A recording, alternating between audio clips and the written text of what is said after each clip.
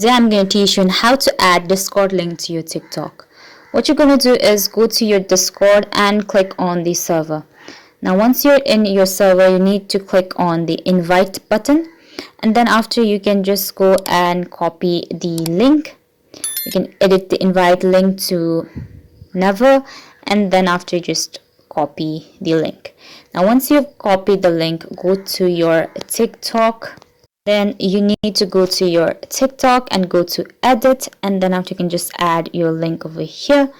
So you can add any links over here just like that. Go to your top 3 lines and your settings and privacy. Go to your account and you can switch to your business account over here.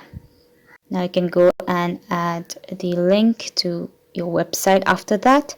Now you can add link to your any website. So I'm going to get started now. Once you register it, just put on the link, and then after you're ready to go. So that's it. Thank you so much for watching.